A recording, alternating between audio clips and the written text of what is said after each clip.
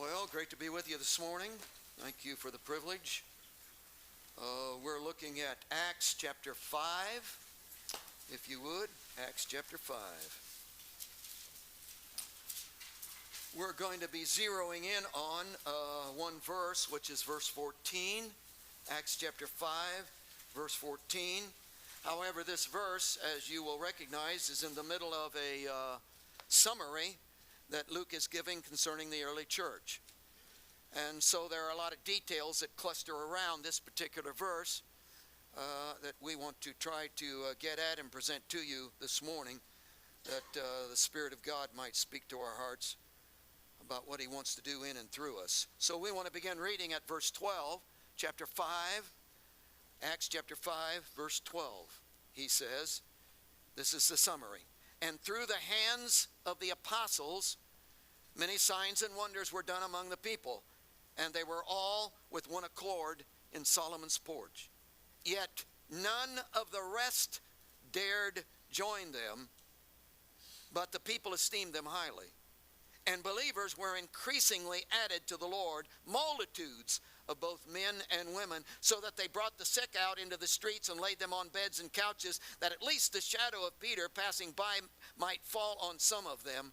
Also a multitude gathering from the surrounding cities to Jerusalem, bringing sick people and those who were tormented by unclean spirits, and they were all healed. Our verse, verse 14. And believers were increasingly added to the Lord, multitudes of both men and women. I come to this message, I guess, with a little hesitation, I don't know if you'd call it fear, but at least hesitation in the fact that I don't want to mislead. I don't want to guide anybody in a wrong direction. And the reason I say that is because the subject, the content, the theme of this particular verse, of course, deals with evangelism, ministry. Here's a group of people that are just burning in their bones about Jesus, and they're just all over the place telling everybody they meet about Jesus, and people are just being won in great amounts. People are just joining the church, are being won to Christ. People are being converted. Salvation is taking place. Healings are taking place. There's all of this movement of God that's taking place through these individuals. And this verse highlights that aspect of ministry and evangelism that takes place when a heart is burning with Christ.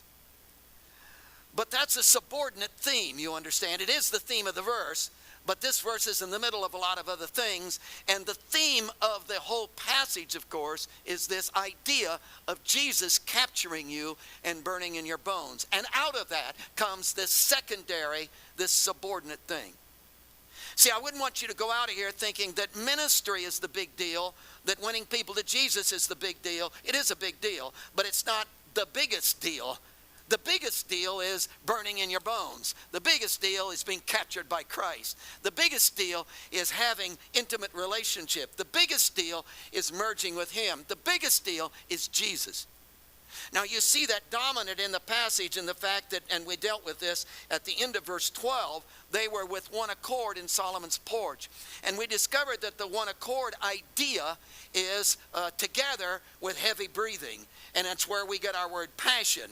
So it's a whole group of people that have this passion burning in their bones, and they're just all stirred up, and they just love Jesus so much they just can't keep their mouths shut about Him. And they're just yakking their mouth about Jesus everywhere they go. They're not promoting a church. They're not promoting doctrine. They're not promoting a belief system. They're not promoting you need to change the way you live. They're not promoting, deliverance from habits. They're not promoting recovery. They're not They're not after any of that. They are after Jesus, and because they are after Jesus, they want everybody in on an intimate relationship with the person of Jesus. So getting everybody into an intimate relationship with Jesus is important, but the main thing is being in intimate relationship with Him, which causes me to want to win you. You got that? So this verse is a subordinate verse to the subject of really being filled with Jesus. And if you get off on, for instance, evangelism or ministry or working for the church, you'll probably get discouraged and quit. Because people don't cooperate.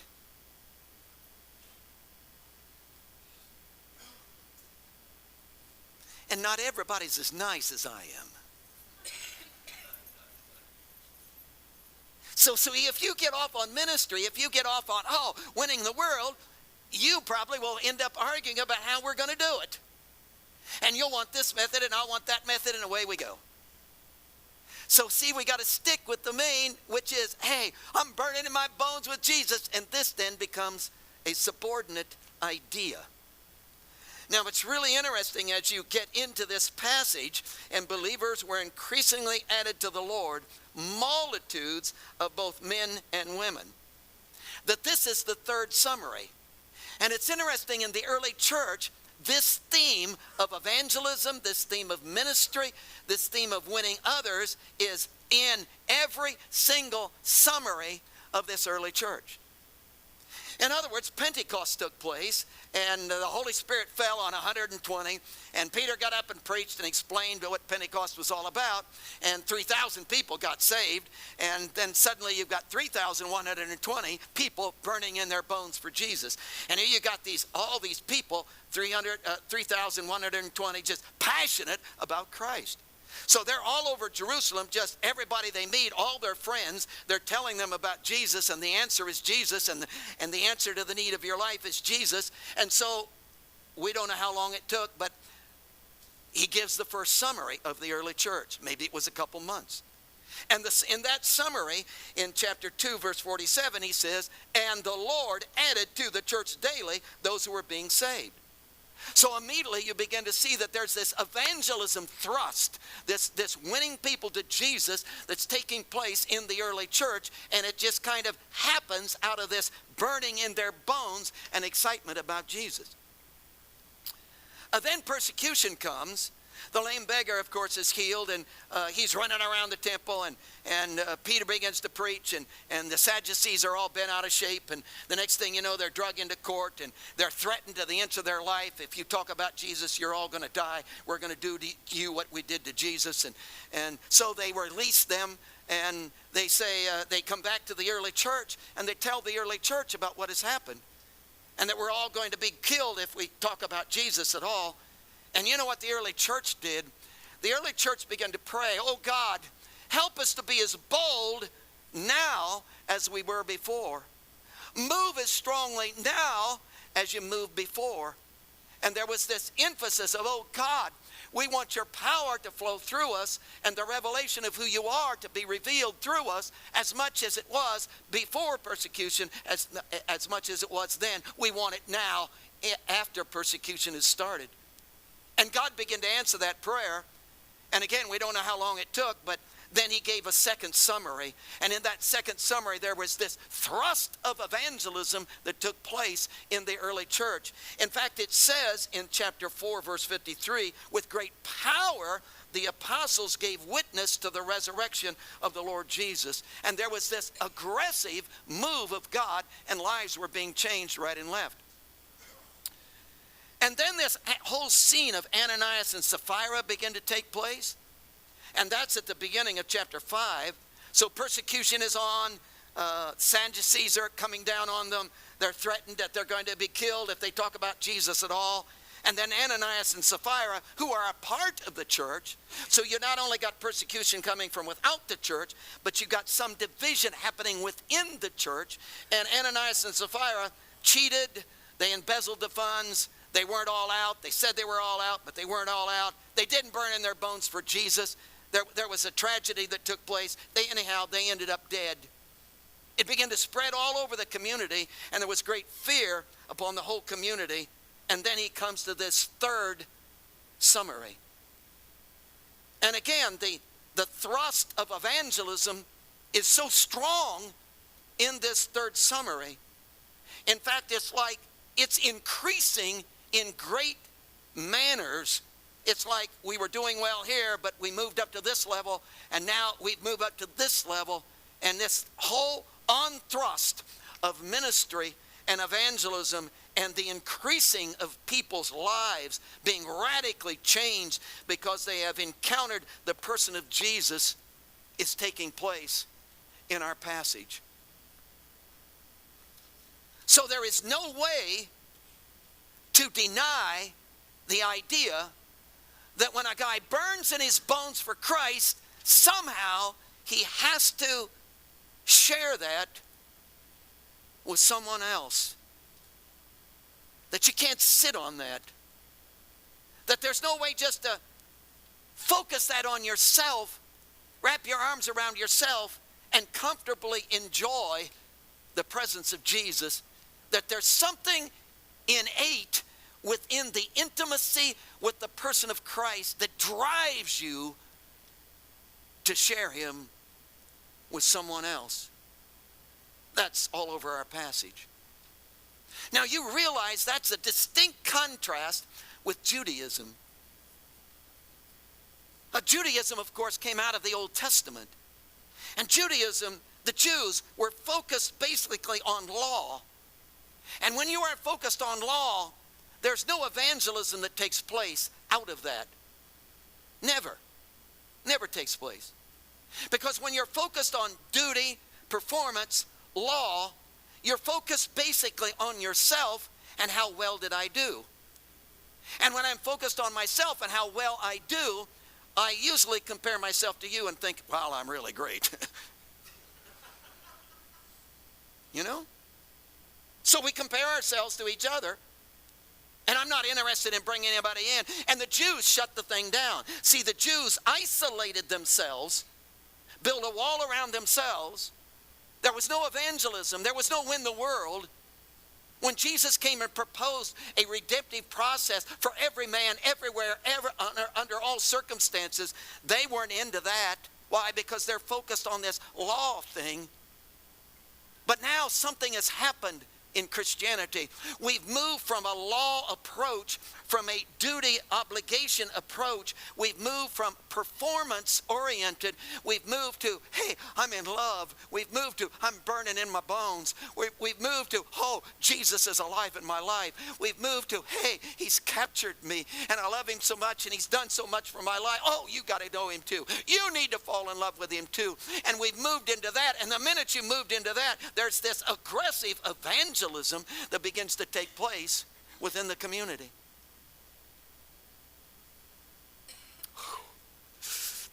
I'd like to see that happen again. I'd like to see that happen with us. Wouldn't it be something if we could be the catalyst, if we could be the 120 in an upper room that literally begins to win the whole community? Wouldn't it be something? Not because we had a program, or not because we sat down and strategized about how we were going to pull it off. Not because we had quartets from Nashville to come out and sing, but not because we put on big deals, not because we had a special recovery program. Wouldn't it be something if we just burned in our bones? We just were captured by Jesus. We were a group of people that just literally wow, we just loved him so much we can't keep still about him. We just, hey, I know, oh, you got a problem? I had the same problem. You know what happened to me? And before I got done, Jesus would be in me, in you, and wow, a world would be changed. In our passage, in this summary, there's a series of contrast set up, which might help us a little bit in insight into what he's trying to say here. But when you look at verse 12, for instance, and this is my translation, and hey, I have no idea what yours says, but it starts in verse 12 with, and through the hands of the apostles, many signs and wonders were done among the people. The word and there is literally a translation of a little two-letter Greek word, and in the English it's de is the Greek word, and its primary translation is the contrasting conjunction but. So you could legitimately in verse 12 start it with, but through the hands of the apostles many signs and wonders were done. He's setting up a contrast. Over here on this side are the apostles, and through them there were these phenomenal, overwhelming signs and wonders being done among the people. And there was a group of people who were gathering together at Solomon's porch, it says at the end of that verse. And they were with one accord. They were together with heavy breathing. They were burning in their bones. They were all stirred up about Jesus. They just couldn't keep still about him. He was so big in their lives. So you got that going on over here. Well, what's it contrasted with? Well, the end of chapter 5, verse 11 is the scene. And in verse 11 it says, so great fear came upon all the church. So it's the end of the story of Ananias and Sapphira, who again embezzled the funds, who were part of the church. Hey, they were good people, come on. Hey, they sang all the songs, attended all the services, helped in all the programs, did all the stuff. They gave money, they were generous, but they just didn't burn in their bones. They just weren't all in. They just weren't, and they dropped dead. And the great news of that spread all over town. And the news was, hey, if you don't mean business, if you're not all in, don't go down there to Cross-Style Church. You'll drop dead, man. You just won't make it. You won't survive it. You can't come out of that. You can't hang around that group. And there was a whole group of people that so were intense about Jesus and so wrapped up in the presence of Jesus that they just emanated this life source. And if you weren't in that, something took place. And Ananias and Sapphira they didn't survive the whole thing. And fear spread out. And so over on this side, you've got this great fear that's going on all over the place. But over here, you got the apostles, and great miracles are taking place, and signs and wonders are being done. And there's a whole group of people that are burning in their bones. Here's a couple of guys that weren't in, but here's a group that is in. Here's a group that was playing games, but here's a group that's, hey, there's no games with them. There's this passion in their life. Now, you move then to the next verse, which again is verse 13. And it starts with the word yet, which, again, if you saw this in the Greek language, it's the little word de, which is the contrasting conjunction but. So legitimately, you could begin verse 13 with that contrast. So he's contrasting miracles and signs that are spilling out of the apostles and this group that has this passion, this one accord passion within them over Jesus. But there's another group over here, he says, contrasted with that group, that did not dare join them. And we did a whole study on this one Sunday morning. But this group over here, see, they look at that group over there and say, oh, they burn in their bones. Yeah, they're all out. I know. They've got great things. I know. They're in love with Jesus with no reservation. Yeah. They've got one allegiance, one honor, one passion. Yeah. And this group said they didn't have the courage to come into that kind of commitment. They were the group that said, well, yeah, I want the blessings of God, but I don't want to be radical. Yeah, I want God to intervene in my life, and, you know, I got an ingrown toenail, and I want him to heal it, but hey,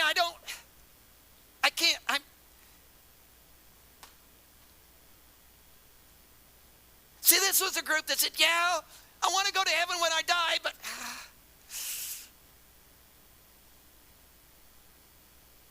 they didn't have the courage to go all out. So they separated themselves. So again, a contrast. And then in verse 14, again, the verse starts in my translation with the word and, but if you look at it in the Greek language, it's the de word again, which is the contrasting conjunction but. So see, it's a whole series of contrasts. But believers were increasingly added, which is our verse. So what's going on? Well, over here is this group that they're nonchalant. They don't have the courage to really go all out. They appreciate Christianity. They want Jesus to touch them and do things in their lives, but they don't want to be like this radical group over here that just burns in their bones for Christ. So here's this group. This group then is contrasted with, there's another group. And this other group are called believers, and they were increasingly added to the Lord. Multitudes of men, both men and women. So there was this on-thrust of evangelism that was taking place.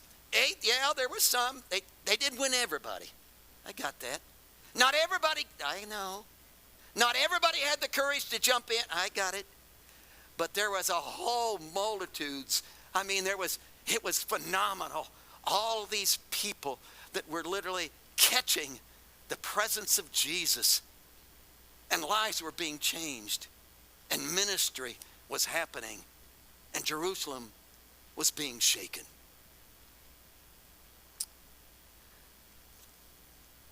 Let me help you with this. Go back to our verse. Let's break it down a little. And believers were increasingly, isn't that an interesting word? Increasingly. Start with this, number one, flourishing.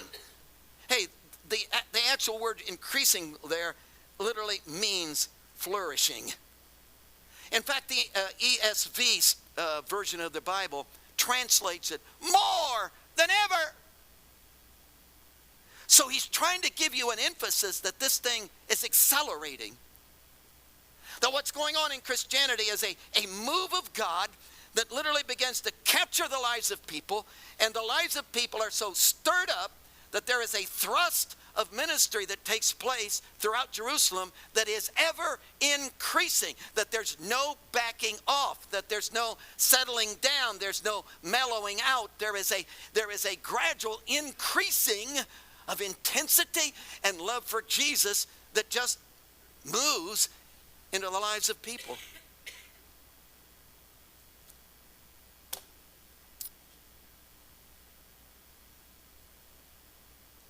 Hey, I've been at this a long time, folks. And frankly, I thought I would grow old and mellow. You know, come to church. Because I've heard it all, seen it all, done it all. And I thought I would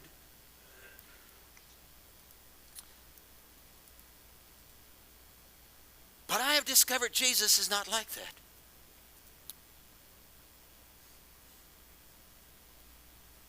And not that I'm superior or any even close to that, but I wish I could take what I see in this at this stage of my life. I wish I'd have known it 50 years ago. I wish I could have seen then what I see now. Hey, I was seeing it, but I didn't see it. You know what I mean? That this thing is somehow, see, Christianity somehow goes, Jesus somehow gets bigger and bigger and bigger, and this whole business of who he is, and I know we come on Good Friday and cross ourselves and count some beads and do some stuff, but wow, this whole thing of Jesus and who he is and what this is all about is so huge. So I think, I got the feeling if I get another 10 years on this, I'm going to be a raving maniac. If you think I'm pushy now, you just hang around. Because this gets bigger and bigger and bigger. And you got to know him, man. You got to see him. You got to embrace him, I'm telling you. You've got to, if you could fall in love with him, if he wants to reveal himself to you, and in that revelation, that thing just explodes, and it doesn't get less and less and less. It gets bigger and bigger and bigger. And I know I've said this probably to you before, but everything in my life has got smaller and smaller and smaller the more I handled it, the more I got used to it. And when I turned 15, I wanted to drive so bad. 14, 15, I wanted to drive so bad. Hey, Dad, can I drive? Can I drive? Please let me drive. And finally I got to take the car and in the driveway, pull it up and back it up and pull it up and back it up. Oh. Now, you drive. I don't want to. What happened? Something that was so big and so, whoa, just, see, everything in my life has been like that, except Jesus. See, it's gotten so big, this burn in the bones thing, this got so, they were so captured that it just began to flourish in their lives. It increasingly, evangelism, ministry, spilling them out just increased. In fact, look on in the verse, it says multitudes of both. The word multitude, by the way, all through the New Testament, it's used lots and lots of times, but it's never in the plural. This is the only time it's in the plural. And when he comes to this verse to talk about the evangelism in the early church, he talks about multitudes, not multitude, multitudes. To try to grasp the movement of God within the human heart that just could not be silent and had to reach out and grab a hold of someone else. And you understand in the verse, it goes on to, it says in the verse, added to the Lord. But if you casually read that, then you think that Christianity is addition. But folks, it's not addition, it's multiplication. Let me show you how this works. Jesus is burning in my bones, man. I'm in love with him. He's the passion of my heart. And I run into you and we begin to share, and I just have to tell you about Jesus. I got to dump him all over you. I want you to meet him, and before it gets over, you get converted and you give your life to Christ and you meet him. So now instead of one of us, there's two of us. We doubled. Of course, Jesus burns in your bones now as he burns in mine, and we're both captured by him, and wow.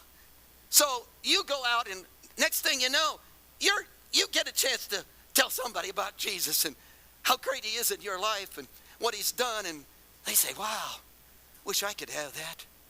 And I do the same thing, and so lo and behold, we doubled again.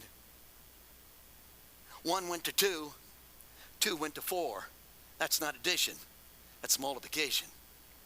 Now we got 4 people that burn it in their bones. 4 people that just all stirred up about Christ. 4 people that just, and they go out and all 4 of them get involved with some folks. And the next thing you know, as they're involved with folks, they're sharing about Jesus and down at their job and over at the filling station and their friends and their family. And the next thing you know, the 2 has gone to 4. The 4 now has gone to, I don't have enough fingers, do I? 8. So now you got 8. And the 8 are all stirred up and they go out. Next thing you know, you got 16.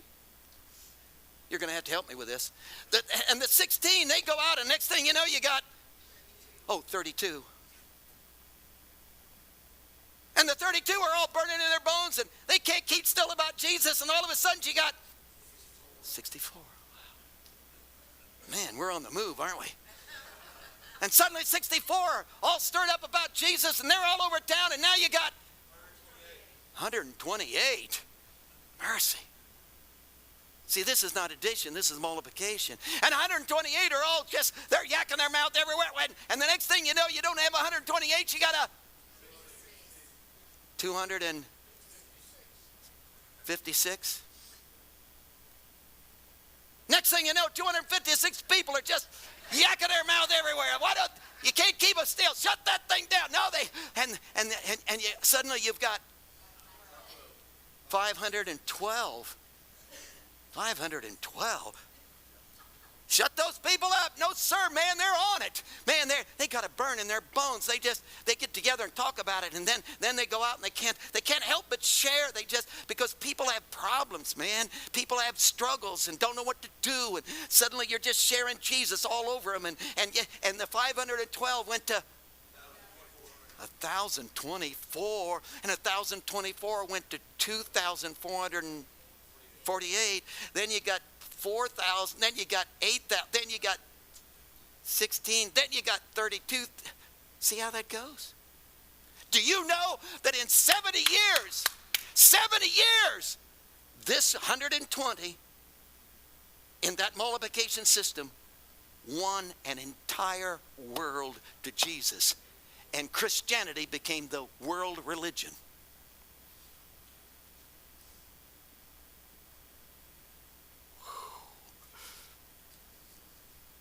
Let's do it again.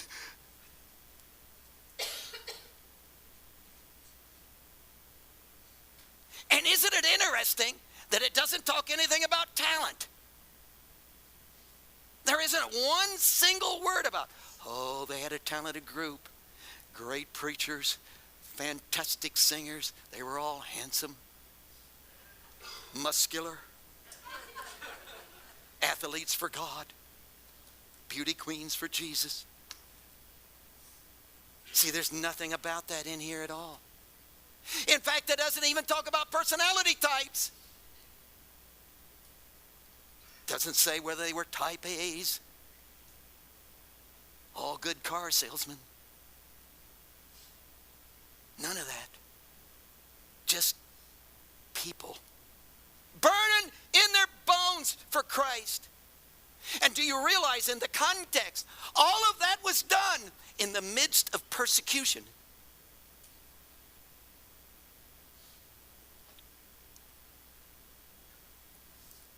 Their lives were threatened. And in the midst of the squeeze of persecution, in fact, we'll get into this eventually, but in the rest of chapter 5 now, they've threatened him, of course, in chapter 4, never to talk about Jesus again or they're going to kill him. And then in chapter 5, they went on and talked about Jesus. So they grabbed the guys, the apostles, and put them in a common prison in verse 18 of chapter 5. Then in verse 19, at night, get this, at night, the angel of the Lord opened the prison doors, brought them out, and said, go down to the temple and start preaching and talking about Jesus again. So these guys who are in jail go down to the temple and start talking to the people about Jesus again.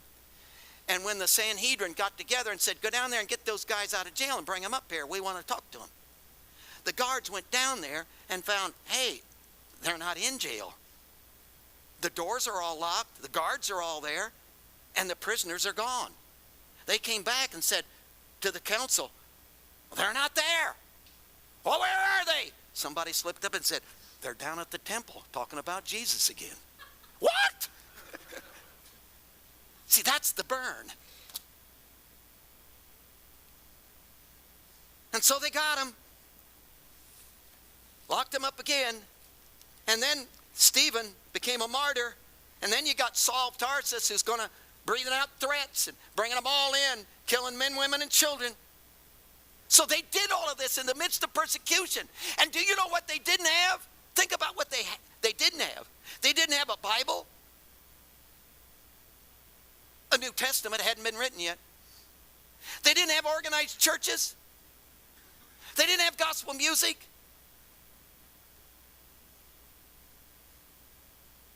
This is embarrassing, isn't it? Because, folks, we've got media. We got buildings. We got education. We got a dozen different translations of the scriptures. We've got, and we have no persecution.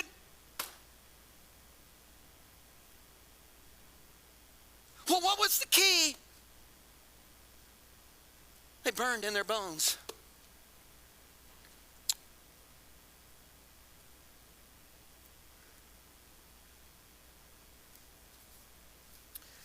Well, I don't have time to get to the rest of this, but I want to tell you a story. I was down in Georgia, and the missionary, our missionary in the Church of the Nazarene, who's over all of China, where there's great persecution for Christians. I said, I got to tell you what happened to me. He said, I was going to preach to a group of our people. And I knew the congregation, he said. And one of the individuals that was going to be there for the sermon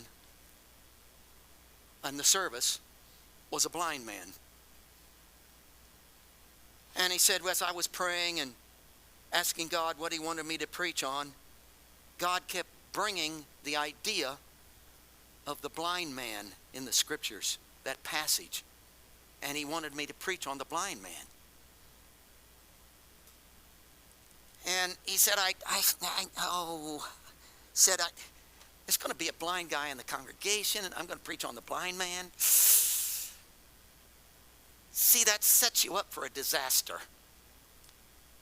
Because he says, if I preach on the blind man and the miracle of God in his life, that blind man will come to the altar and say, oh, I want my sight.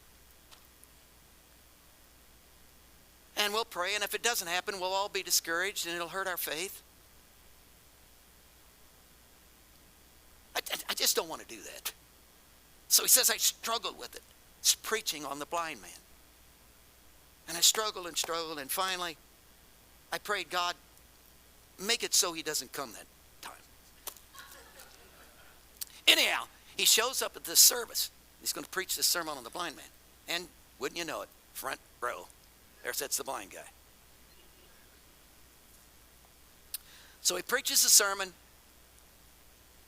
The guy didn't come to the altar.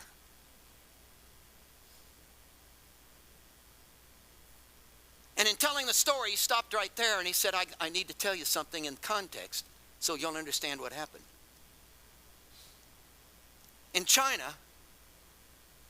if you're walking across, when you walk down the highway or down the street, it's like you put on blinders and you cluster yourself in, and you segregate yourself. You don't bump anybody. And you don't talk to anybody, because everybody's watching.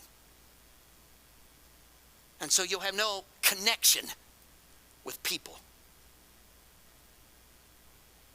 So that's the pattern in China.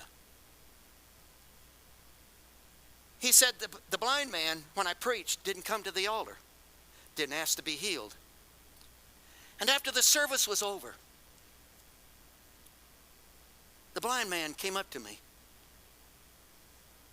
And he said, I didn't come to the altar. I thought about it. But he said, I didn't come. And he said, I'll tell you why.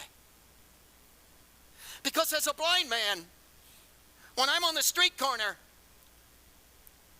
people that when everybody walks, they walk segregated, they walk isolated, nobody talks to each other. But a blind man, people will come up to me, grab me by the arm, and help me across the street, and I get to talk to them.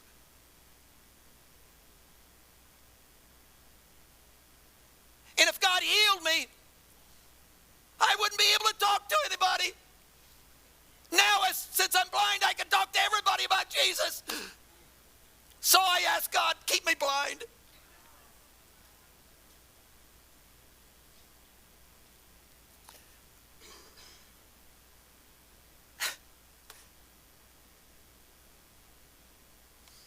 Burn in your bones. Love him so much, I'd choose to be blind so he could use me.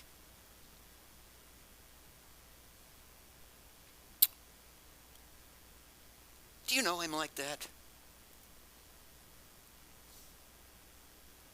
Would you let your life just be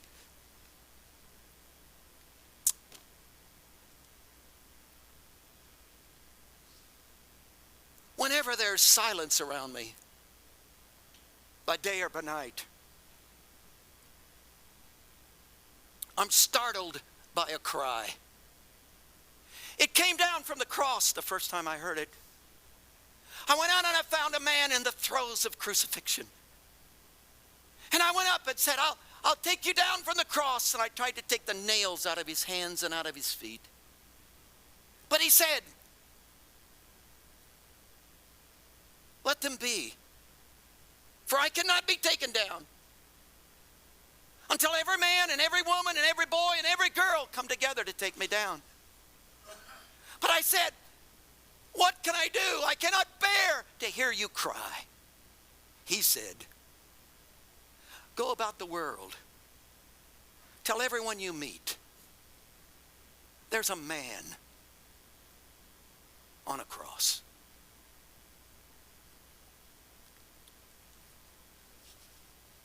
Jesus, I repent this morning, because I've kept still when I should have talked. And I've talked about other things when I should have talked about you.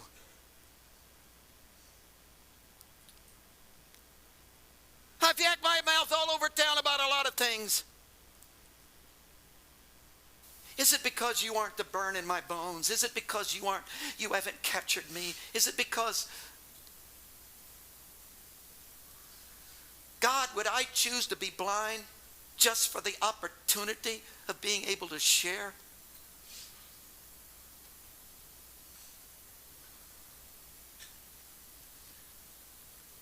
Hey God, I don't know what you need to do in this boy. I don't know what you need to change in my life. I don't know. But you know. And I pray for an encounter with you today that would bring me into all the fullness of love with you and intimacy with your person. And that you would literally take control of my hands and my face and my big mouth. And you would become, through the burn of my heart, my voice. You would become my expression.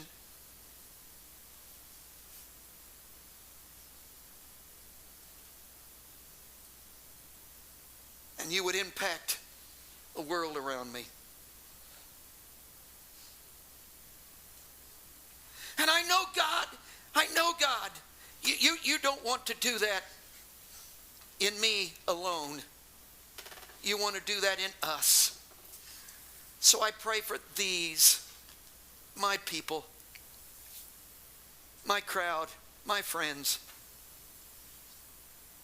that somehow you would capture us with yourself.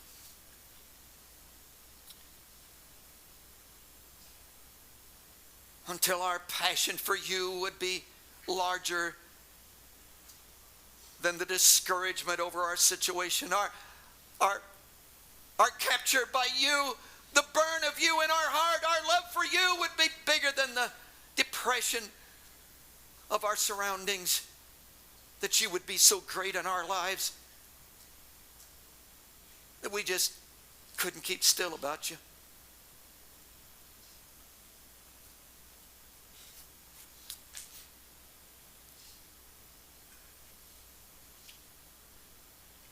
Our heads are bowed.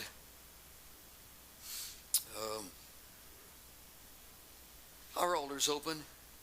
Ain't no pressure.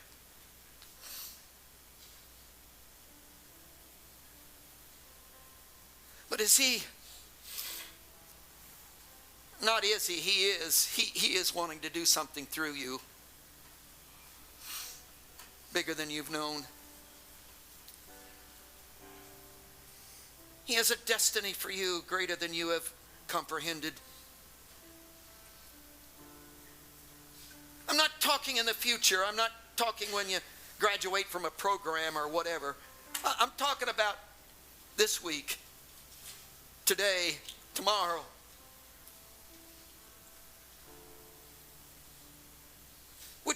Would you just be his? Would you just do the simple thing of just giving your life to him? Letting him embrace you and see what he does. As he burns in your heart. As he begins to express himself through you.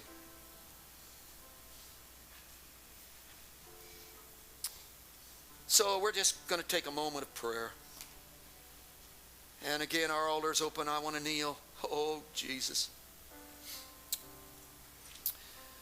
Burn in my bones. Burn in my bones. Want to join us?